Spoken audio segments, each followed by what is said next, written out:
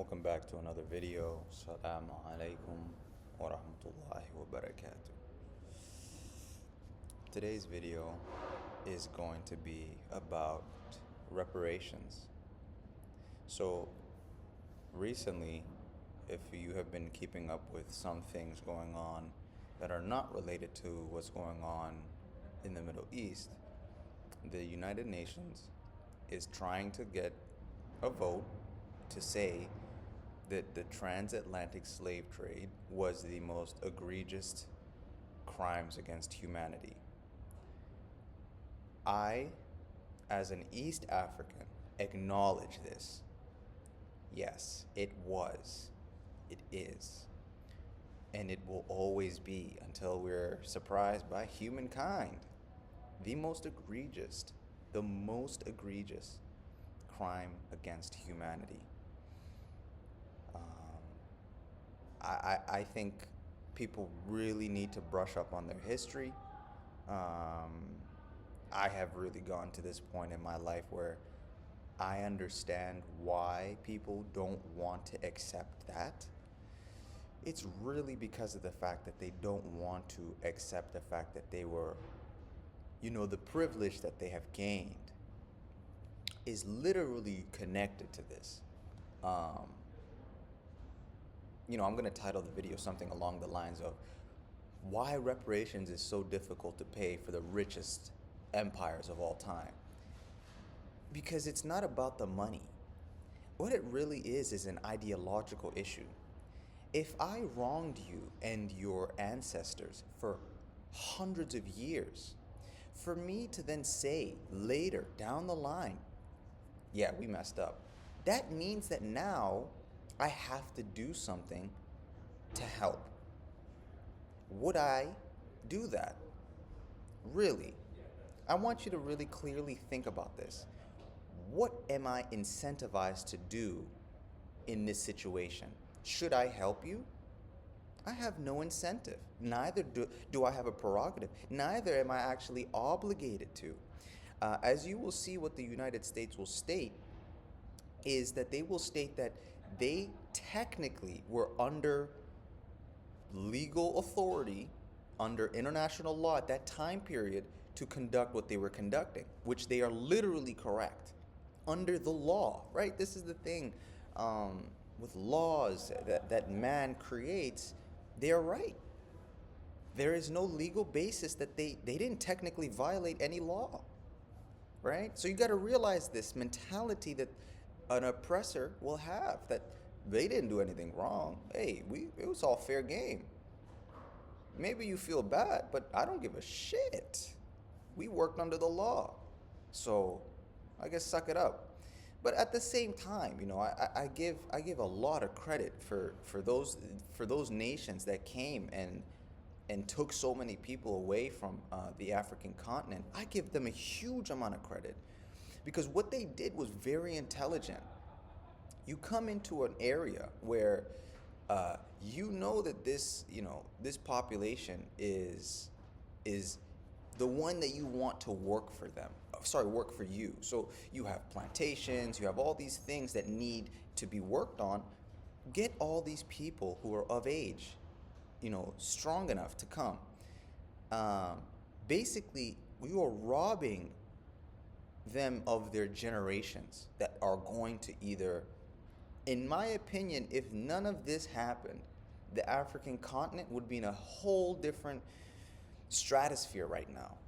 But I'm a man of God. I'm a man of faith. So I also understand why evil has to happen, right? Because it's all meant to be. It's all a part of the grand master plan of God. So when I go into any discussion, because I don't debate, I don't argue, anything that comes about this topic, it's always like, hey, everyone suffered.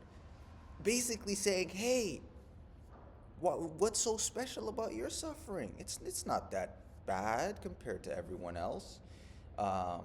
But if the UN is all of a sudden coming up with this sort of vote to agree that the crime against humanity was the most egregious with the transatlantic slave trade, there's a reason. It's not random. Hey, it could be political. I'm a political scientist. I also look at it from that lens. This definitely could be political to go against the American empire, to state, hey, y'all are just evil. You see, we're trying to come up with something to explain how evil y'all are. But technically, under the law, they haven't violated any rights. So it's very interesting. Um, but why reparations is so difficult for these empires to actually accept that they have to, like, either help rebuild, repay, or you know, you got to be able to help each other. Because the one thing about this world is we haven't figured out if there's anything outside of this planet. So all we got is on this planet. But the more we kind of keep arguing about the semantics, because reparations is possible. It's happened. I mean, it happened after World War II, specifically with the Japanese Americans who were put into internment camps. It happened again with the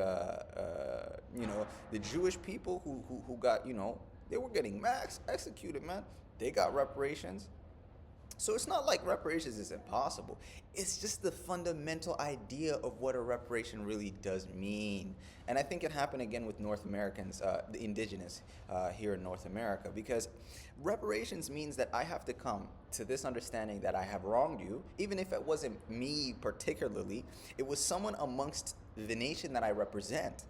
Right? So when you look at the African continent, the only thing that people really understand is slavery. I'm not joking. You ask most people what they know about Africa, it's either slavery, poor people, destitute people.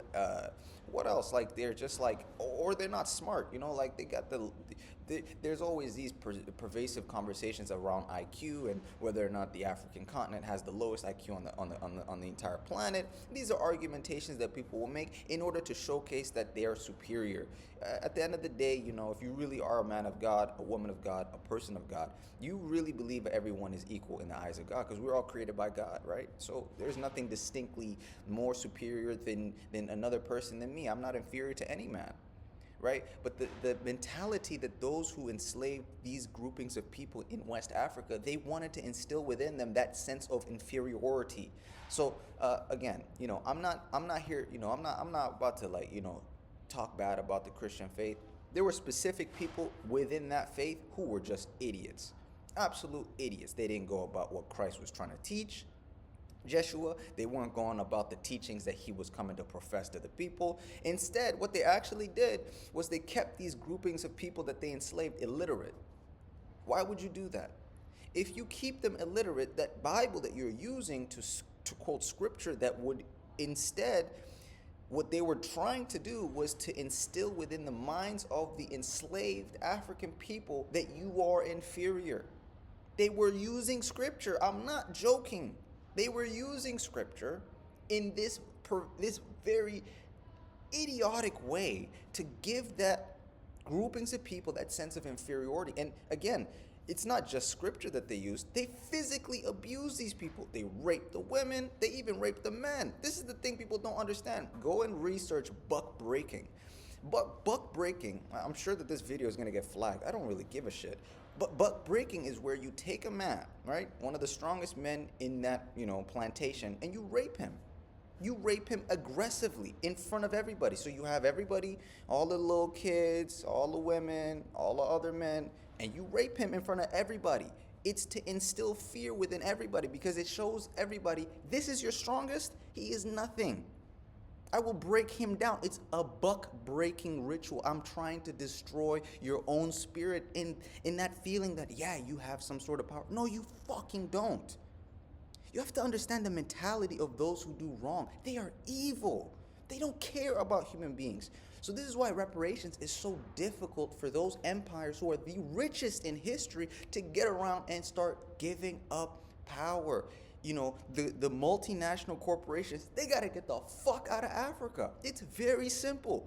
None of y'all are there to actually assist, grow, educate, empower the African people. All you are there are for resource extraction. We see the play.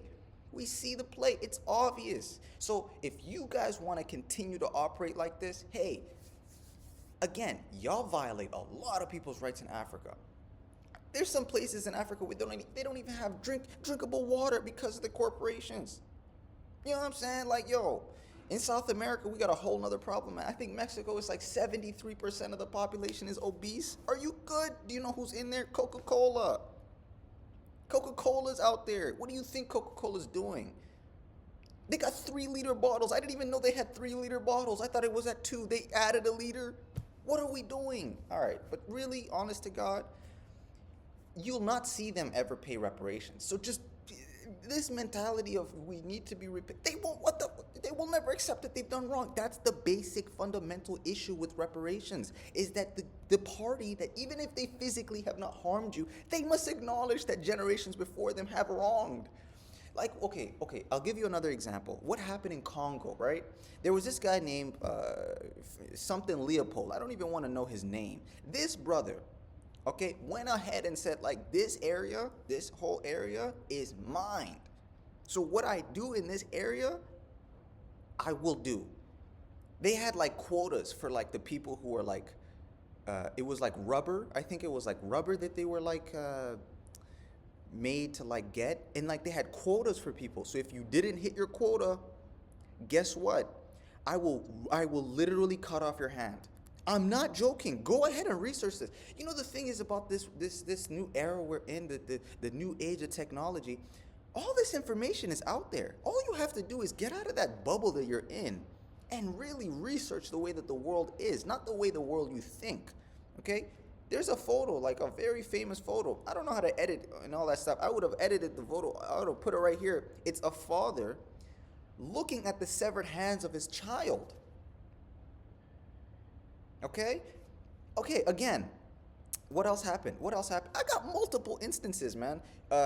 In Burkina Faso, we have a leader who wants to help the people. He gets executed. Same thing happened with Patrice Lumumba. He literally got put in a vat of acid. People don't know the history. His tooth was still with the Belgians, the Belgique. It was still there, and then the king of Belgium like gave the tooth back to the family. Like, what the fuck does that do? Are you fucking okay? All right, I'm not going to go any further. That was enough.